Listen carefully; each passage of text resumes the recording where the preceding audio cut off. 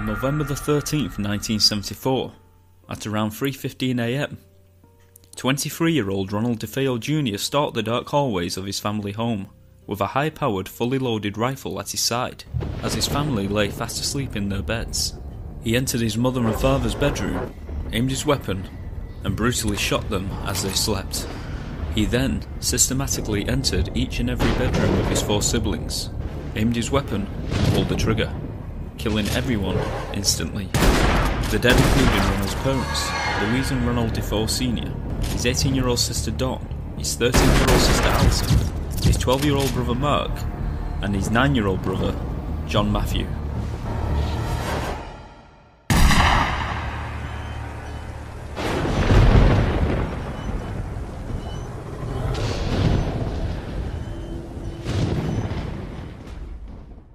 All 6 family members were found in their beds positioned on their stomachs, shot in the back. After the shooting, Ronald showered and disposed of his blood-stained clothing. He then went about his day as normal by going to work and trying his best to build himself an alibi, telling anyone who would listen that he had been trying to reach his parents all day by phone but wasn't having any luck. He left work at around 12 midday and met with his friends at the local bar. Eventually, Ronald left the bar, only to return around 6:30 p.m, bursting into the bar claiming he had found his mother and father dead and he thought that they had been shot. A small group from the bar went to the DeFeo home and discovered both parents were indeed dead. The police were called and the rest of the family members were found. Ronald tried to blame the murders on a local hitman who was connected to the mob, but his story was full of inconsistencies and he was quickly exposed as a liar he was. The very next day, Ronald would finally confess to the murders that he had committed at 1112 Ocean Avenue, Amityville, New York. Ronald told the police that on the night of the shooting he had been taking drugs whilst watching a movie in the family home. He then heard his family conspiring to kill him from the other room. And then, without warning, a hooded black-handed demon approached him, holding the rifle out to him, and told him to kill his family. Ronald said in a later interview once he started shooting, he couldn't stop. He felt his actions were not being controlled by himself. Many believe that Ronald was after the insanity verdict. However, the involvement of suggested demonic possession on top of the horrific bloody murders that had already taken place only fueled the many paranormal stories that would emerge. The strange thing was, there was no evidence that any of the family members awoke as Ronald went from room to room shooting the very loud rifle into the dead of night.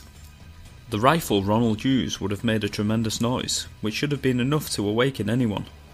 Amazingly, none of the neighbours heard anything, apart from the DeFeo family dog barking at around 3:15 am, the same time that the murders took place. But bizarrely enough, not one gunshot was reported.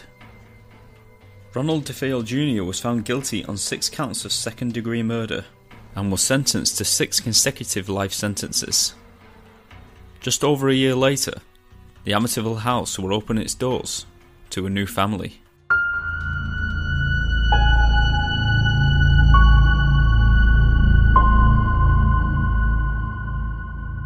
Just over a year after the murders, the house at 1112 Ocean Avenue was purchased at a bargain price due to the tragedies that had occurred. The house was sold to George and Kathy Lutz, who knew all about the killings but decided that they were not superstitious and did not have a problem living in the house, especially at the bargain price that it was offered.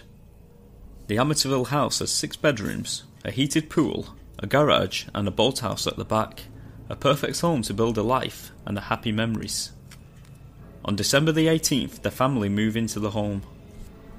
The new residents of the house were George and Kathy, Kathy's 3 children from a previous marriage, 9-year-old Daniel, 7-year-old Christopher, and 5-year-old Melissa, who had been given the nickname Missy, along with their family dog, Harry.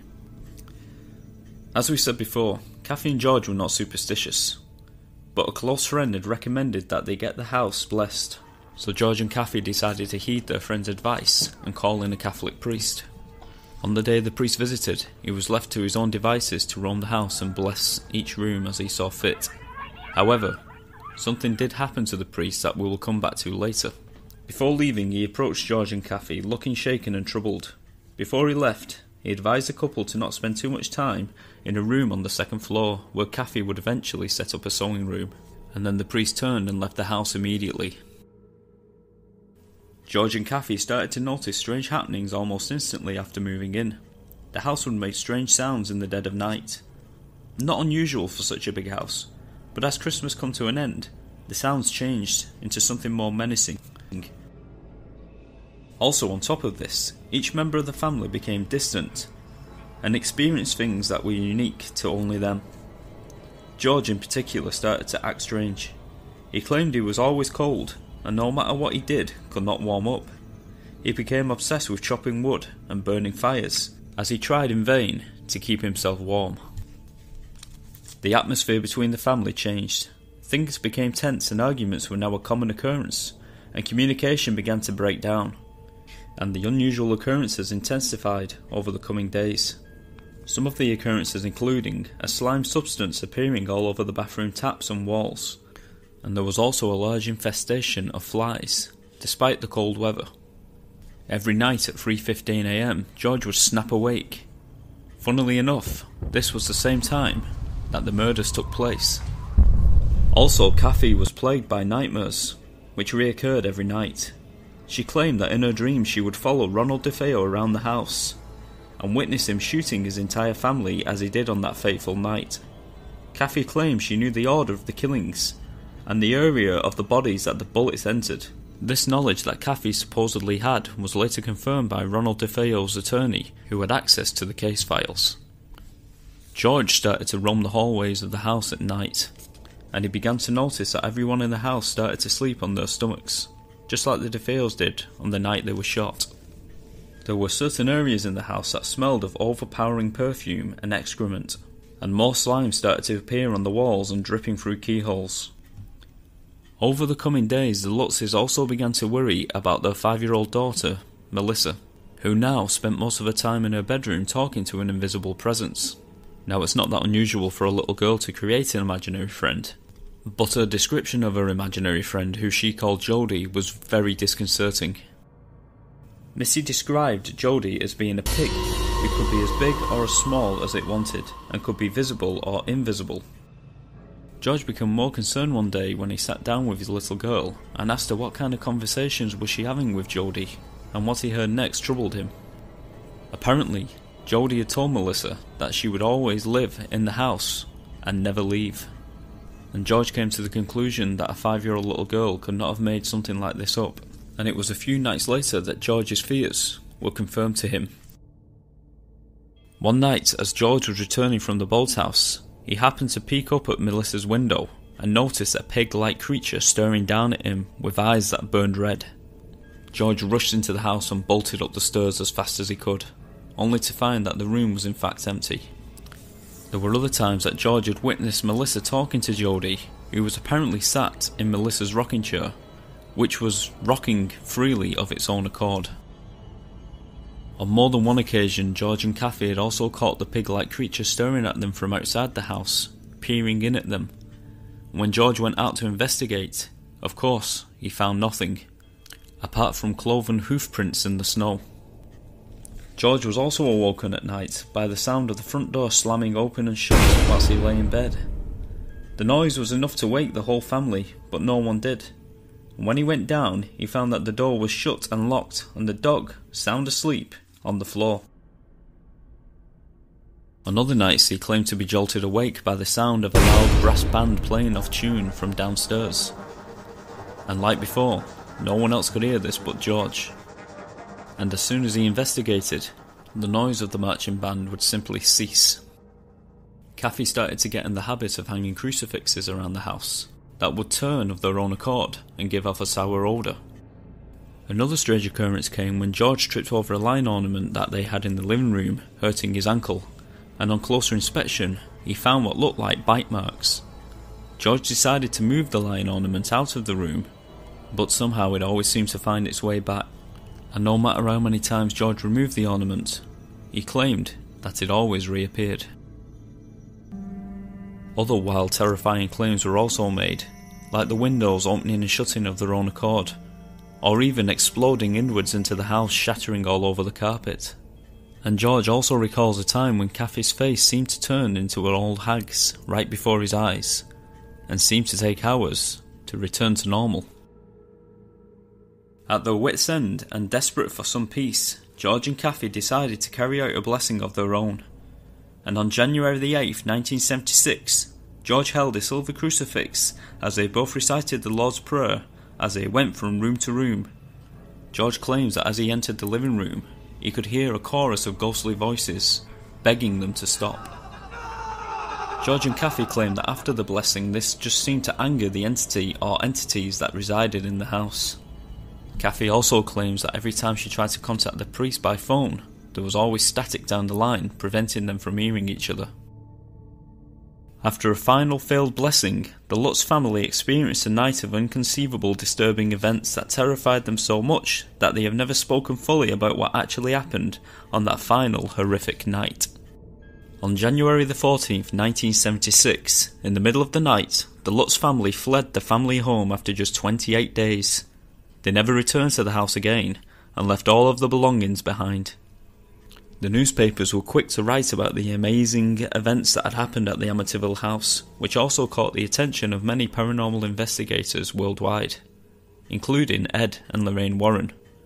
The house was visited by Ed and Lorraine and a team of paranormal investigators, photographers and journalists. Lorraine claimed that there was a deep dark evil in the house, and the family were right to flee. A professional photographer who was part of the team of the paranormal investigators set up a camera on the second floor landing that would automatically take pictures in infrared.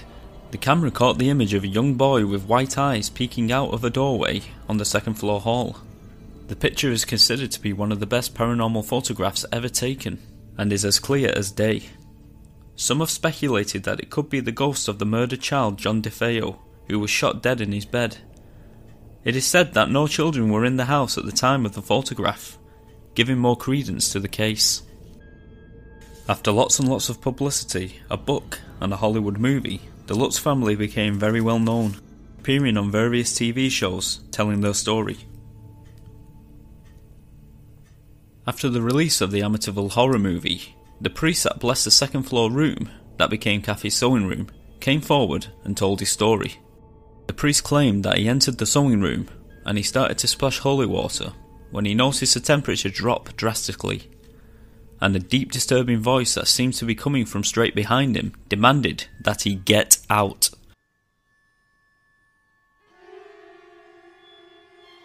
Get out! This was followed by a hard slap to the face from an invisible hand. And it was at this point when he left the house, but not before warning George about the room, but didn't divulge what had actually happened to him.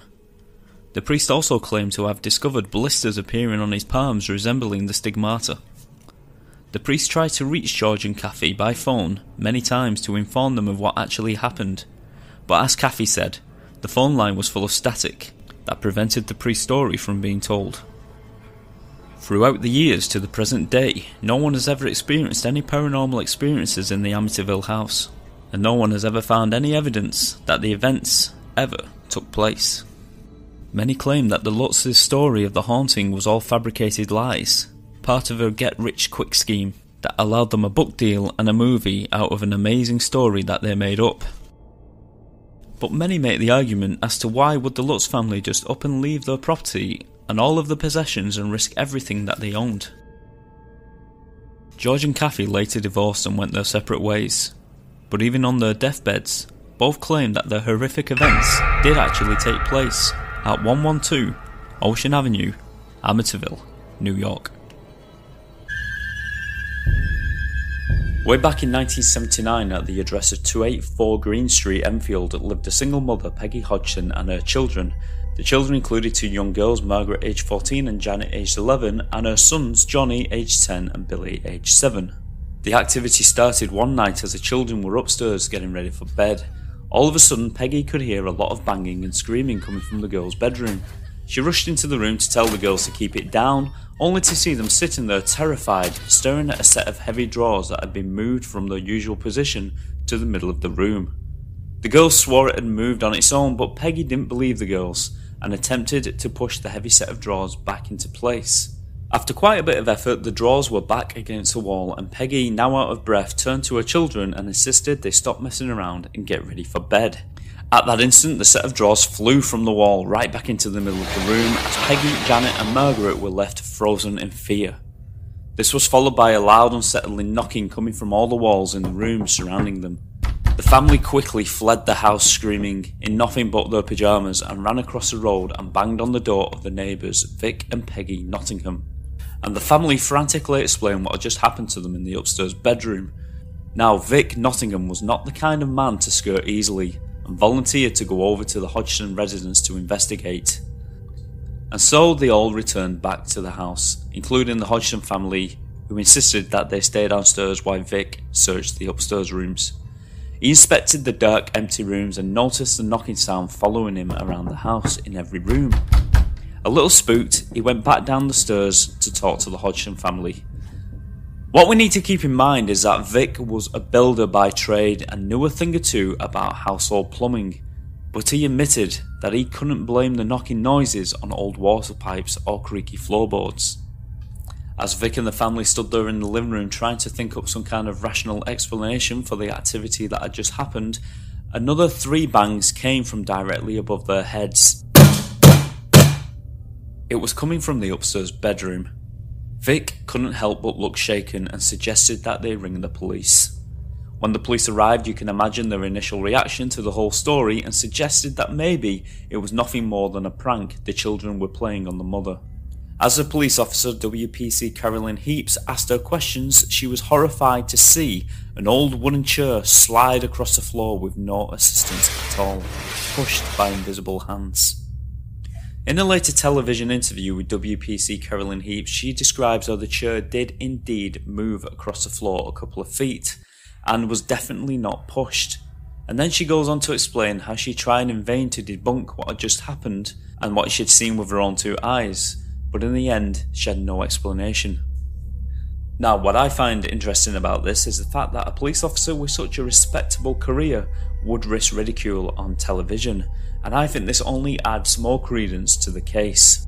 As you can imagine, there wasn't much the police could do, and they had no choice but to leave the house after making sure one more time that there were no intruders in there.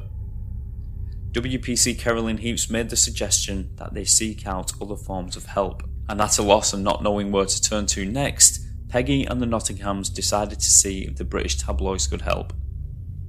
Graham Morris, a photographer, and Douglas Bent, a journalist for the Daily Mail newspaper, arrived at the Hodgson's house and was welcomed by a tired-looking Peggy. Peggy invited the photographer and the journalist into the house and explained what had been going on. And so they came in, they sat down, and there they stayed for a few hours in the house waiting for something to happen.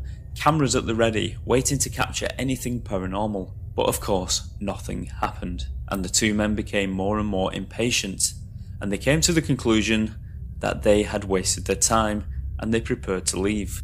Feeling like their afternoon had been totally wasted, Douglas and Graham left the house. As Graham was loading the equipment into his car, Vic came running out, urging them both to return to the house right away.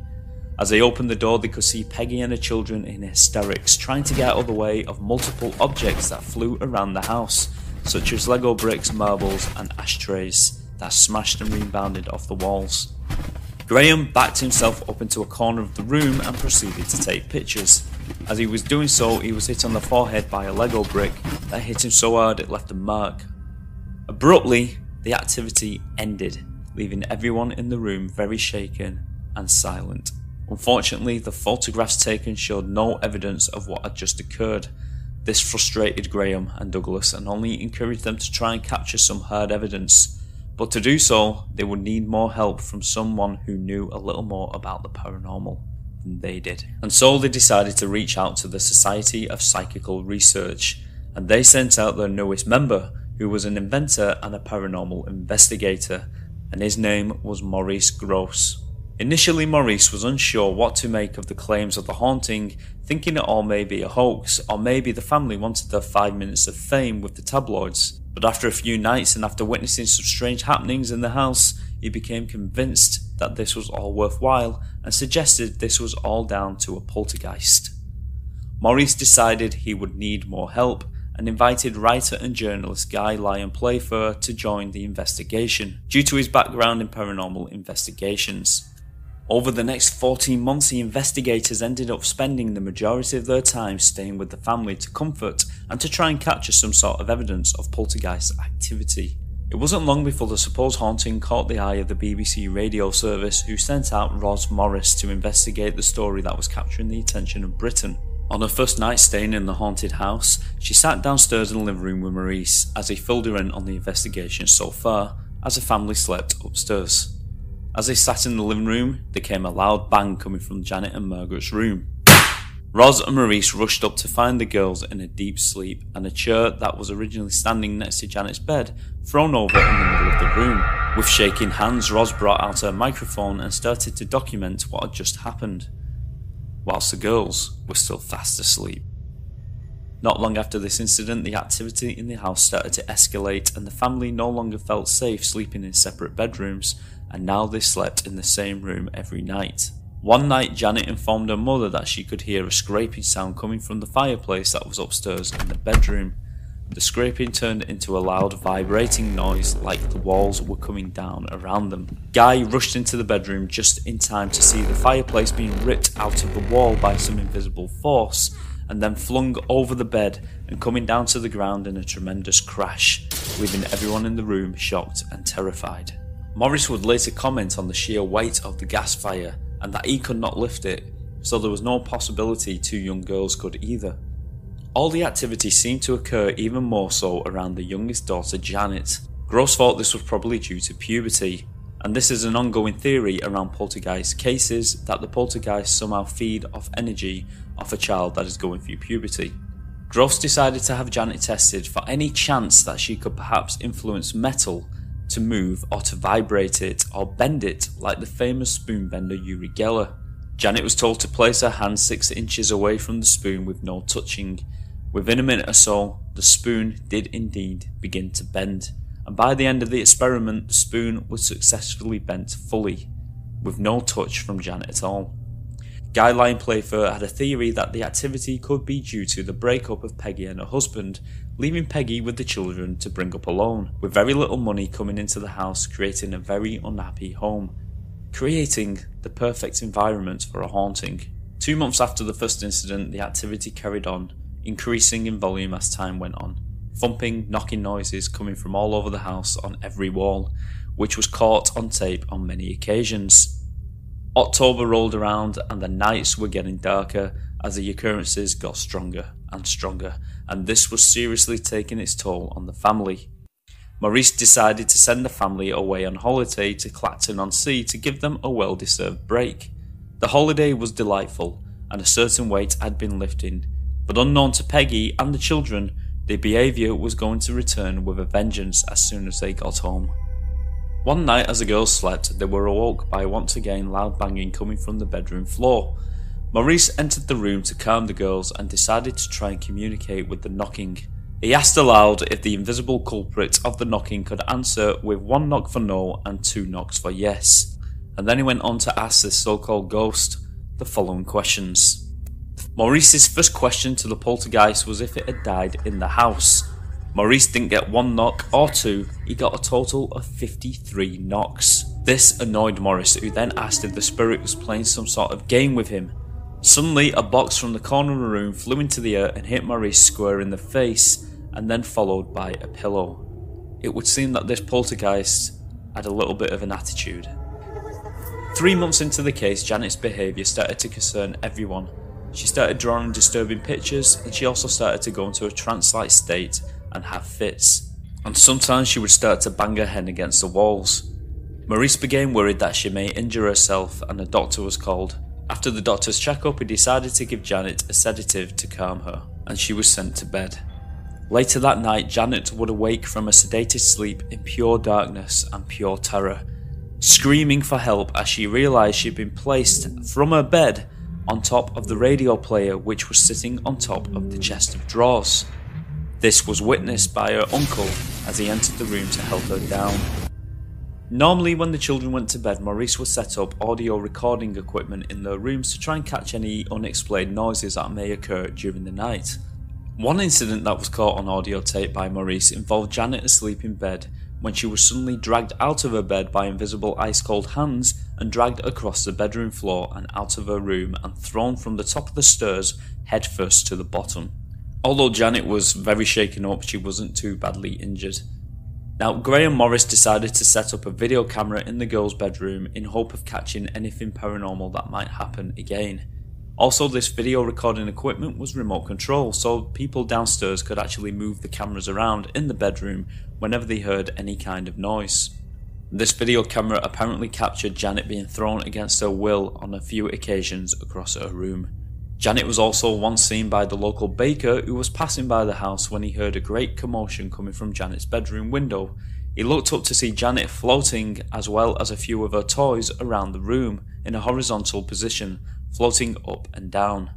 This was also witnessed by the lollipop lady who was standing across the street. One particular night, the family and Maurice were sitting in the living room when all of a sudden a loud dog bark sounded out in the room. This would have been totally fine if the Hodgsons owned a dog, but they didn't. Maurice decided to try once more to communicate with the spirit as the girls lay in bed, and when he asked the spirit to communicate, another loud dog bark rang out in the bedroom. Maurice composed himself and then asked the spirit to say his name, and it did, in a very rough, gravelly voice which seemed like it was coming from Janet. The next day, Roz returned from the BBC and set up her audio recorder and had a conversation with the supposed spirit coming through Janet's vocal cords. The following is a recording of that actual conversation taken from a Channel 4 documentary. Dr. Roslin, she wants to talk to you. Hello. Good evening. Good evening. Are there two of you there? Yeah. What are you called? Something. Where's Harry? That's a joke, isn't it? The voice coming from Janet was under speculation. Many believed that she was making this up and faking the voice. And with Peggy's permission, Maurice decided to put this to the test by making Janet hold a mouthful of water in her mouth, and then he covered up her lips with tape. He then went on to ask the spirit questions to which it answered through Janet's vocal cords just as before, and when Maurice removed the tape from Janet's mouth, she spat out all of the water.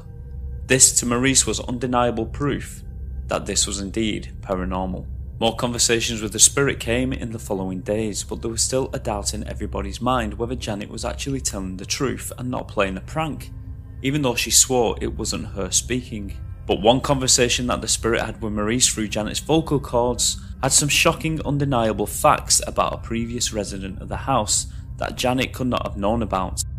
Maurice has spoken with the spirit that was coming through Janet's vocal cords on many occasions, but one day they had a breakthrough when the spirit told Maurice Gross that its name was Bill Wilkins.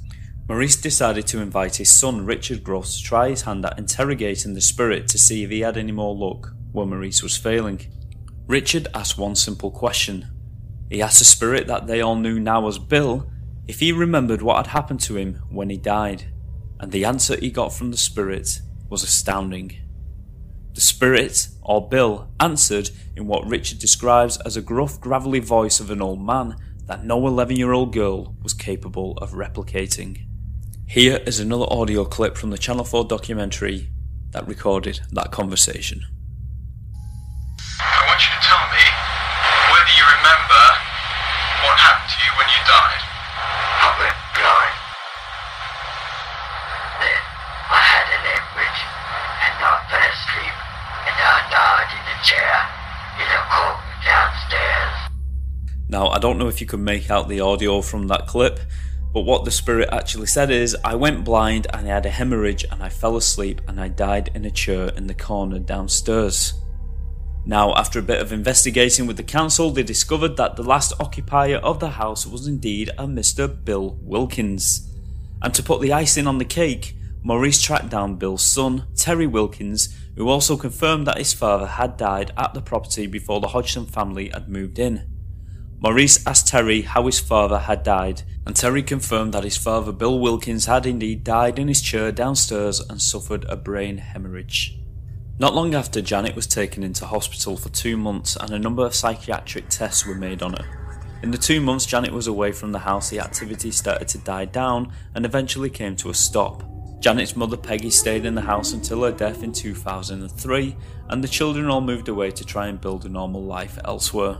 Many years have passed since the haunting of 284 Green Street in Enfield, but in all that time that has passed, up until the present day, no one has ever changed their story of what occurred in the Hodgson home, including Maurice Grosse, who went to his grave a believer. The story goes that way back in Victorian times, a homeless lady named Annie Matthews walked across the shore of Southport Beach all day long, collecting wood to sell as kindling, desperately collecting whatever little money she could. And begging was probably another of Annie's methods of claiming some spare change to feed herself and her young baby. And as the sun set on the seaside resort, Annie Matthews would either sleep rough under the pier or in the entranceway of what we all know now as the Royal Arcade. Apparently, at this time in history, the building had its very own night watchman named Arthur Hesketh. Arthur Hesketh would regularly let Annie and her baby keep warm by the brazier that burned throughout the cold night, even provided warm drinks and pies and sandwiches to fill their hungry stomachs. In short, Arthur Hesketh looked after Annie and her child, and she always knew that he would welcome her and provide her a safe place to stay for the night.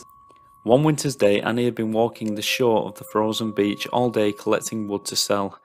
As 6 p.m. approached and Annie still hadn't sold any firewood, she decided she should probably head for the Royal Arcade. It was bitterly cold, and she and her baby desperately needed to feel the heat of Arthur's fire. When Annie arrived at the Royal Arcade, she was distressed to find that Arthur was nowhere in sight. Unknown to her, he had been taken ill, and he was unable to look after the building on that very cold night. Annie waited and waited, but Arthur didn't show. She lay down by the door in the entrance, wrapping her arms around her child in a desperate attempt to keep them both warm. She didn't succeed. The next day, as a policeman was doing his morning patrol, he walked past the Royal Arcade and found Annie's frozen, lifeless body, still cradling a frozen child. Poor old Annie Matthews and her baby were buried in a pauper's grave at the Holy Trinity Church on the opposite side of Lord Street. But apparently Annie's ghost wasn't content to stay in the grave.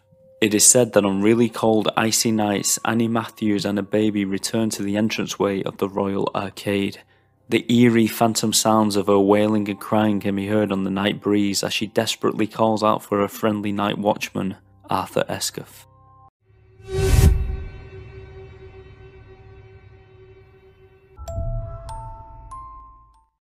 Back in the early 90s when I was a young boy, just starting high school, I moved out of my mother's home due to personal family problems. My uncle and auntie took me in and welcomed me into their home and brought me up from this point. The house we lived in at the time was a small 2-bedroomed house that I shared with my cousin, my younger cousin, who was my aunt and uncle's daughter. My cousin and myself shared a room, and for a short period of time I slept on the floor in a sleeping bag. However, this wasn't for long, and we all eventually moved from this small house into a larger 3-bedroomed house where I got my own bedroom and life began to feel like it was getting back on track. It was in this house that I started to have some strange experiences, and so did my aunt and uncle. All of us seemed to experience some kind of paranormal activity at some point. Apart from my cousin, she never really seemed to experience anything. Now, before we start, I'm afraid I can't remember the order that the strange happenings occurred, but I will try and remember to the best of my abilities. The house couldn't have been more than 100 years old, and didn't particularly look haunted. It was just an ordinary British house, not that much unlike the Black Monk of Pontefract house, or if you're familiar with the other case, the Enfield Poltergeist house. Now, as you entered the house, you stood in a small hallway. There was a living room directly in front of the front door, which followed directly into the kitchen, a parlour or dining room if you want to call it directly to the right, and stairs to the left, which led upstairs to the toilet, separate bathroom, my room, my aunt and uncle's room, and my cousin's room. All the rooms branched off from the landing and the small hallway downstairs. I remember when we all first arrived through the front door to see the dirty floorboards in the dimly lit rooms with light bulbs hanging from the ceiling with no shades. The previous owners had completely stripped the house clean. For a few weeks we lived without carpets, making do with rugs that we had brought from the old house and laid out here and there, so as you can imagine, the house was full of echoes. When I lived with my mother, my nights were full of nightmares, and I slept with the light on all the time. But in my new home I wanted to be brave. I felt I was getting too old for being afraid of the dark. I made my way up the creaky stairs and found my new bedroom. I arranged my few belongings and made my new bed and was feeling quite happy and content. And then, when it came to bedtime, I plucked up the courage and flicked the lights out and crawled into bed and wrapped myself tightly up into a ball. The reason I did this was due to a reoccurring nightmare I had as a child, where I dreamt I was pulled out of my bedroom window by my feet. At this time in my life, this was the only way I knew how to fall asleep. It was the only way I felt safe in bed. As I began to relax in my new room, I began to drift off to sleep, when all of a sudden I heard a loud bang and my name being called. And with that, I shot up in my bed. I was frozen with fear, my heart pounding in my chest as I stared at my window. I could have swore the sound came from my window, but as for who called my name, I'm not too sure. You see, everybody in the house was fast asleep. I calmed myself and eventually fell back asleep, confident it was just another nightmare, or at least that is what I was telling myself. The next day I awoke and joined my family downstairs. There was no butter in the house, so we popped across the road to the corner shop to buy bread, butter and milk. This was when I noticed a building next to the shop. It was a funeral home, of course complete with a parlour of rest, right across the road from our new house, and this will play a part in my story later on. Not much happened at first, but what I can say is that there was a very dark, uncomfortable feeling at the very top of the stairs. It's hard to explain really, I just know I didn't like hanging around at the top when ascending or descending the stairs. I always expected to be pushed down the steps by invisible hands, but I must stress this never happened, although I did have a few nightmares about the stairs where I was either pushed or pulled back up against my will. But the only reason I mention this is because at the time I kept this to myself. It was only in my adult life that I found out that my uncle and my wife, who was my girlfriend at the time, all felt a bad vibe at the top of the stairs, and we never spoke of it at the time. At first I didn't see anything in the house, but I heard plenty.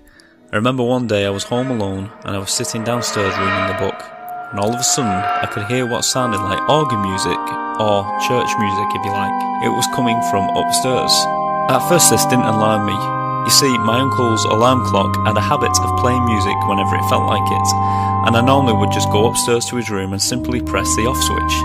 However, as I ascended the stairs, the music stopped, so I came back down. As soon as I reached the bottom of the stairs, the music started again. It was faint, but I could hear it. And once again, as I ascended the stairs, the music stopped again. However, I went to my aunt and uncle's room to make sure that the alarm clock was off, and it was.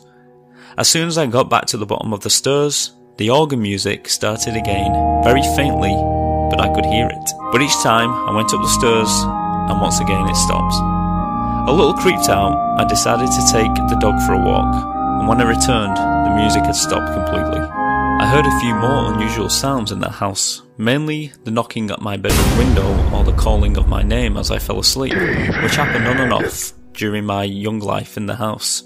But one night, as I lay in my room, I started to hear voices coming from the attic, a mixture of laughing and conversation, but like the organ music, faint. It was very faint. I walked out of my room to be greeted by my uncle on the landing. Thank God he could hear it too, coming directly from above our heads. It's hard to explain how, but my uncle got the impression there was a game of cards being played in the attic by these disembodied voices. The voices didn't last long and stopped not long after we stepped onto the landing, but every now and again they would start up again, especially at night time. The attic door, however, was situated in the bathroom ceiling, and it's in the bathroom that something strange happened to my aunt a few weeks later. She had returned home one night from work to an empty house. I'm not sure where the rest of us were, I can't quite remember, but what I can say for sure is that she was home alone. She came home, went upstairs and began to run a bath. When it was ready, she closed the bathroom door and got into the tub. After about 5 minutes, she claims the lights in the bathroom were switched off and she was sat there in pitch black darkness. She carefully got out of the tub, opened the door and flicked the light switch back on, which was situated on the outside of the room. She noticed the bedroom and the landing lights were also turned off. She flicked them all back on as well and got back into the tub, a bit confused. 5 minutes later, the lights went out again, followed by a giggle, a faint giggle, a child's giggle, but like the voices, very, very faint. She once again got out of the tub and flicked the lights on.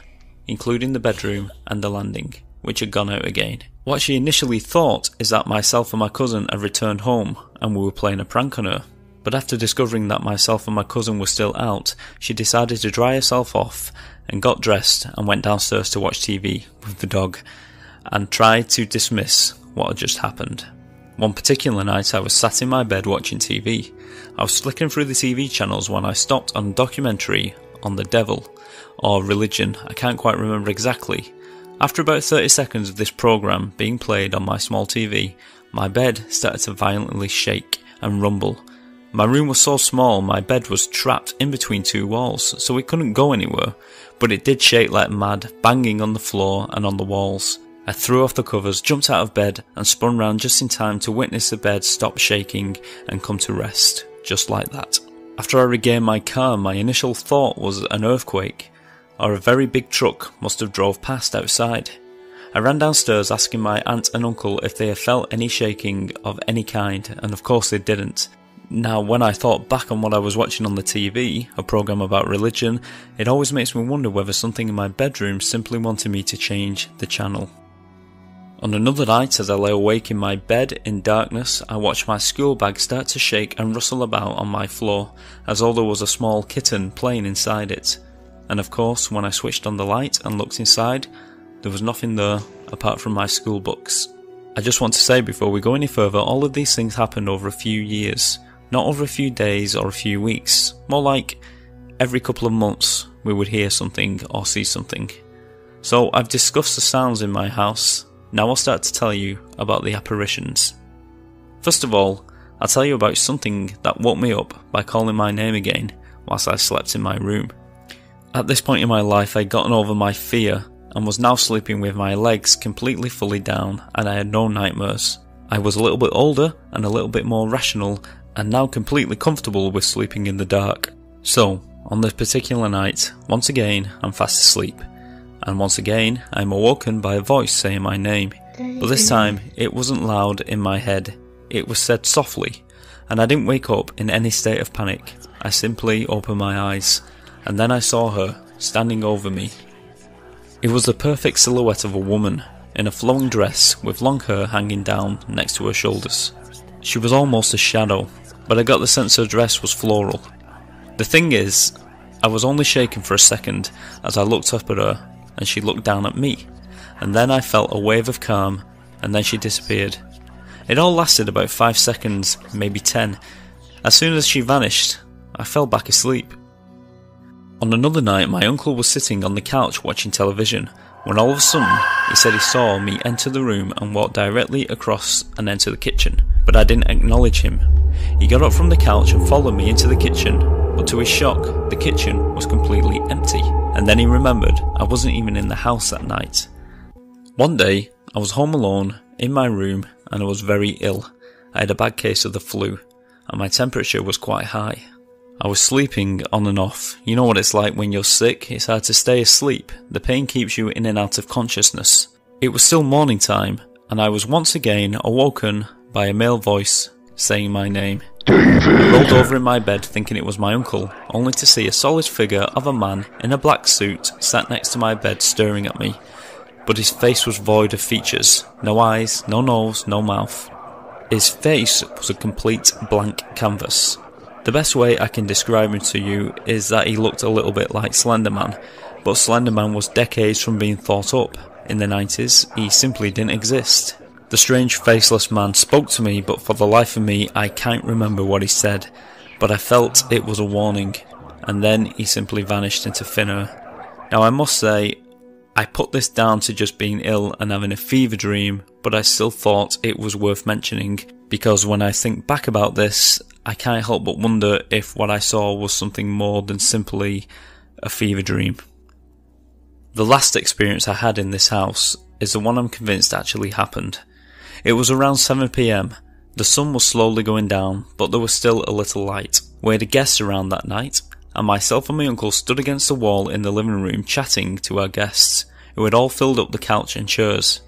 As I stood against the wall, I heard 3 distinct knocks on the front door. Knock, knock, knock.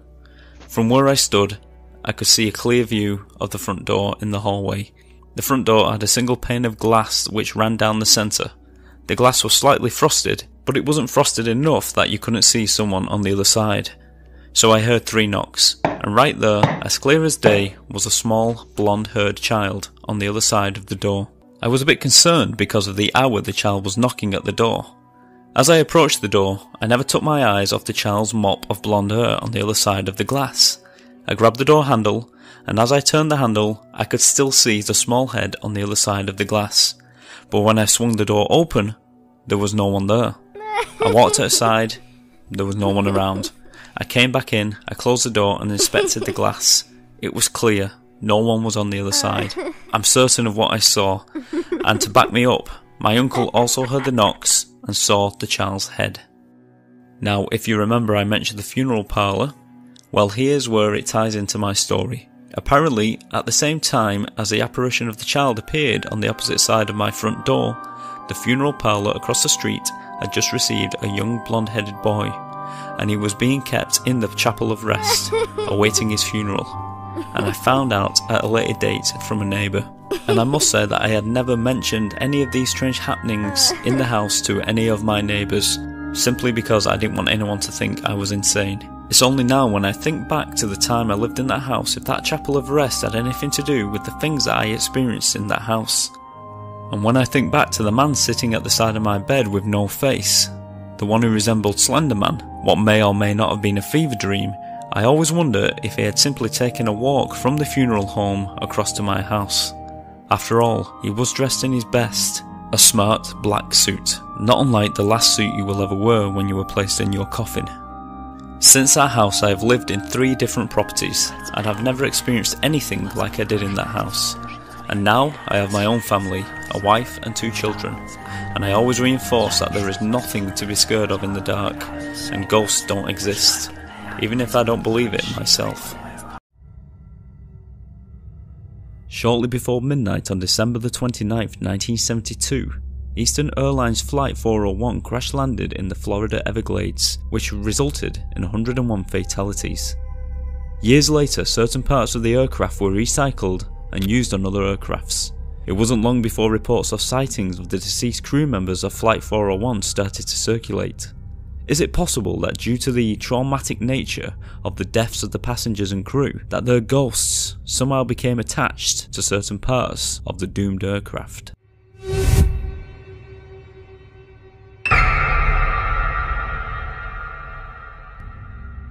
On that fatal day that the aircraft left from John F. Kennedy International Airport in Queens, New York, to make its journey to the Miami International Airport in Miami, Florida, it left with 163 passengers and 13 crew members on board.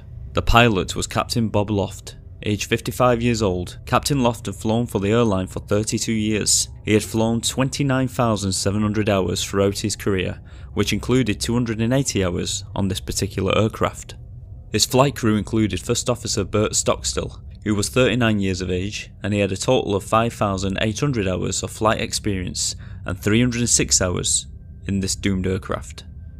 The second officer and flight engineer Don Repo, age 51 years, had 15,700 hours of flight experience, and that included 53 hours of experience on this particular jet. And there was also a fourth man in the cockpit that night who was simply along for the ride.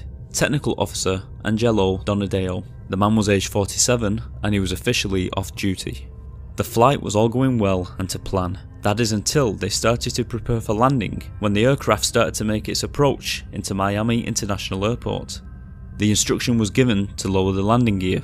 Only problem was, when the landing gear was lowered, it was normally accompanied by a green light on the cockpit panel, which told the flight crew that the landing gear was down and locked into position. But this light indicator had not illuminated. Bob Loft contacted the tower in Miami to inform them that they needed more time and they were going to be delayed whilst they figure out if the landing gear was definitely down or not. The tower gave them a new flight pattern and instructed them to climb to 2,000 feet. This had them flying over the Florida Everglades. Second Officer Don Repo was sent down beneath the flight deck to look through a small portal to confirm that the landing gear was down. Whilst Don Repo was down below, Captain Loft instructed Bert Stockstill to place the plane in autopilot mode. Everything should have been fine. The plane was more than capable to fly in autopilot mode.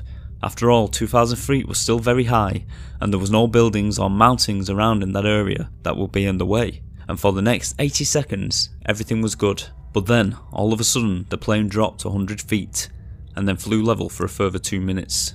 None of the crew members seemed to notice this drop in altitude. It is believed that maybe Loft had accidentally knocked the flight stick, which brought the plane out of autopilot. After 2 minutes of flying level, the plane started to drop gradually. So gradual, no one noticed the plane's descent. 70 seconds later, the plane had dropped 250 feet. The plane was now so low on altitude, it triggered the warning chime, which would be found on the engineer's workstation. The problem was, the engineer was down below looking at the landing gear, so unfortunately for some reason, the alarm went unnoticed. In fact, when audio was later played back, there was no evidence that any of the pilots heard the chime. After another 50 seconds, the plane was now at half its instructed altitude. You see, they were flying over the Everglades, so the ground was dark. There was no lights, there was no civilization in that area, there was no traffic, no buildings, nothing, no indication that the plane was so low to the ground. Bert Stackstill noticed something amiss when he started to turn the plane 180 degrees. After the accident, the following conversation was taken from the flight recorder. The first voice you hear on the recording is Stockstill. He said, "Did we do anything to the altitude?" The second voice is Loft. He said, "What?" Then Stockstill says, "We're still at 2,000 feet, right?" And then Loft says, "Hey, what's happening here?" 10 seconds later, the plane crashed. It was travelling at 227 miles per hour when it smashed into the ground.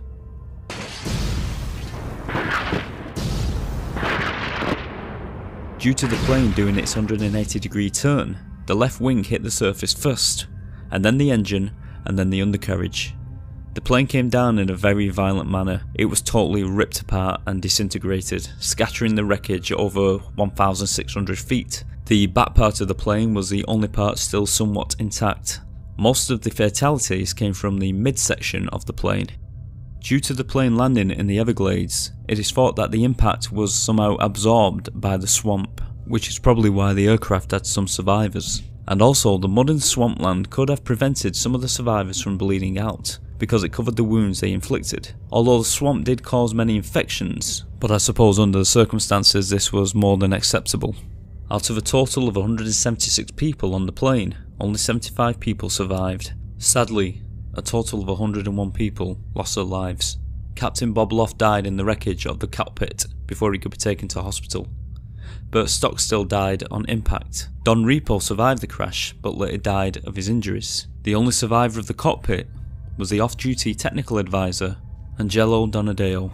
After that fateful night, the crash of Flight 401 went down in history and has never been forgotten. It was the first time a jumbo jet had ever crash-landed and caused fatalities. But there is another reason why Flight 401 has been remembered all these years, and it is tied to the supernatural.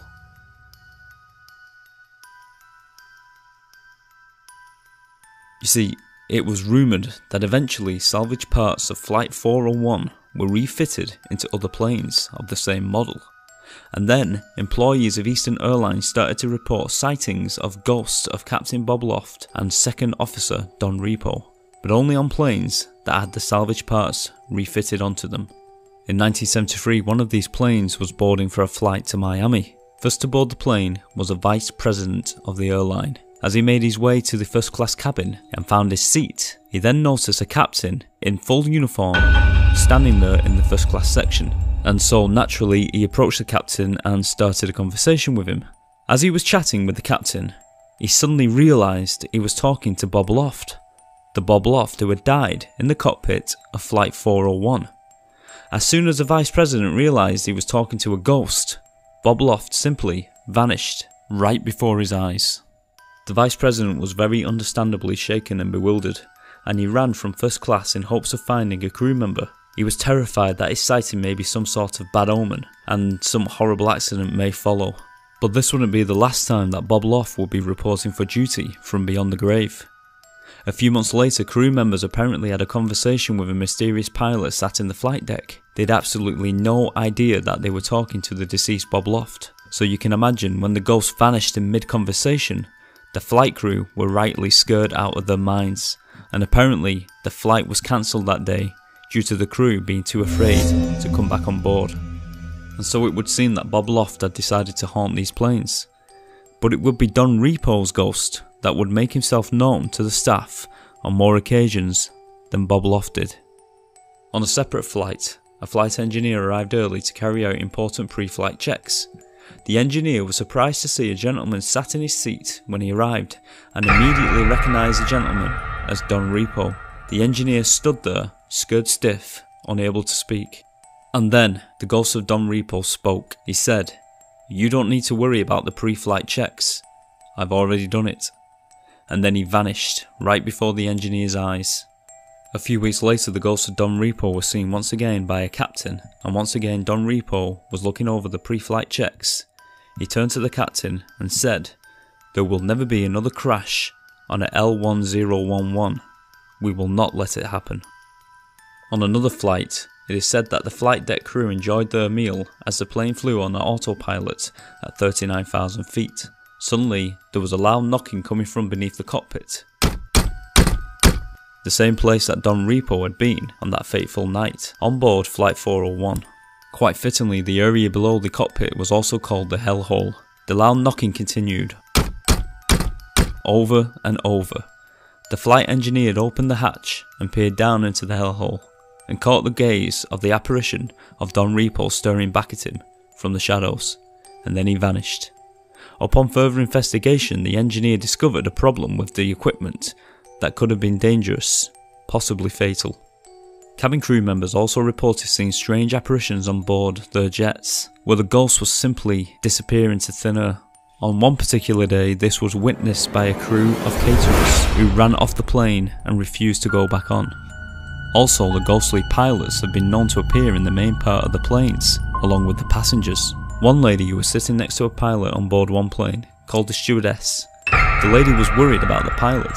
She thought he looked ill, as he blankly just stared forward ahead of him.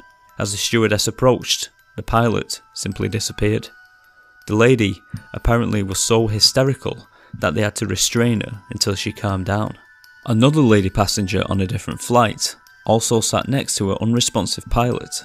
She tried to talk to the man, but he simply did not answer or give any indication he was even aware of her existence, and then he vanished, leaving the woman terrified.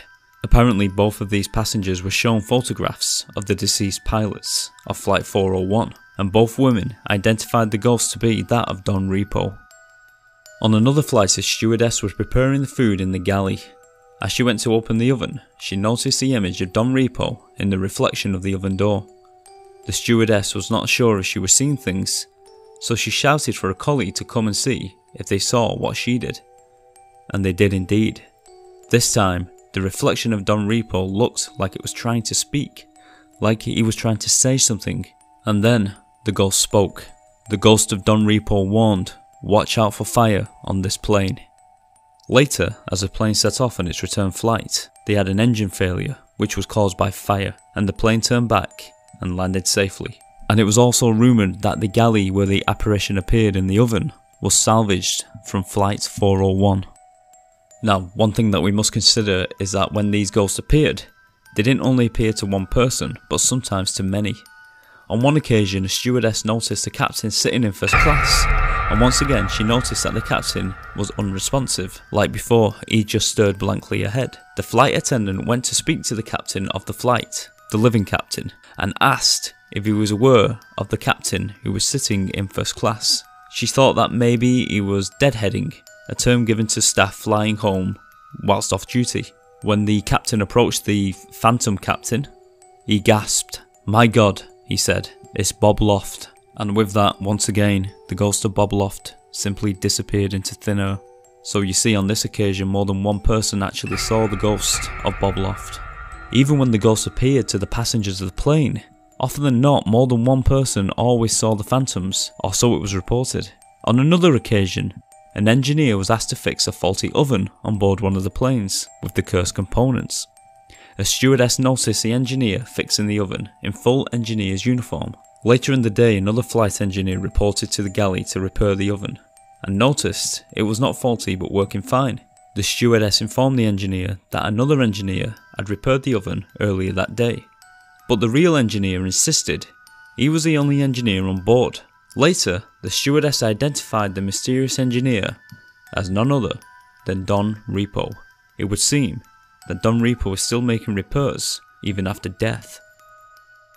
And then there were lots of other sightings, from a thick mist forming into a solid 3-dimensional face, to simply seeing Loft or Repo standing in the aisles or on the cockpit before simply disappearing. And like I said earlier, many of the sightings were reported by more than one person, and the ghosts always appeared solid and lifelike. Another thing to remember is that these sightings were all apparently reported in the plane logbooks, and statements were given by upstanding, respected people who were not known to make up something so unbelievable. I think most of these sightings came to light with the release of John G. Fuller's 1976 book, The Ghosts of Flight 401. This book was full of reported sightings of ghosts which we have already mentioned, and they all spread over a 4-year period. Apparently they were the truthful testimonies from the airline employees. Fuller wrote in his book that the airlines were constantly trying to cover up the reports, and apparently every time an employee wrote in the logbook would mysteriously just disappear. One of these log entries that apparently disappeared. Apparently this log entry was written on the same day that Don Repo appeared in the oven reflection. Apparently the log reported of the ghost of Don Repo helping or instructing how to land the plane after the engine failure due to the fire. And according to flight crew who were reluctant to comment at first, Repo could be heard on the cockpit recording, but this recording was removed during the repair of the plane. The book was full of reports from staff members, but unfortunately the staff members remained unidentified, which made some people doubt whether this book was factual or fiction. It also says in the book that the airline had threatened the staff into silence, and probably with the threat of dismissal if they were to keep reporting these sightings. Another interesting report from the book came from a mechanic of the airline who claimed that he had discovered a room full of aeroplane parts. They had been removed, and all these parts were in perfect working order, and they all originally came from Flight 401. He claimed the airline had made every effort to remove every supposed haunted bit of equipment from their planes. This included the oven and an elevator and many other pieces. But once again, the mechanic who was given this statement remained unnamed. The book was full of unnamed witnesses, and many say that it's not reliable at all, and no acceptable evidence has come to light through this book. It is purely a work of fiction. Eastern Airlines did consider suing Fuller, but did decide against it, believing that this would just provide the book with more publicity, and they have always said the reports were just nothing more than fictional ghost stories and pure nonsense. So what do you think? Did the airline try to silence its staff? Did the airline try to remove evidence of ghostly happenings on board its flights? Or was this all just a massive hoax, another quick book made on the tragedy of others? What we do know for certain, and what we must never forget, is that on that fateful night of December the 29th, 1972, 101 people lost their lives, and that is what we should remember.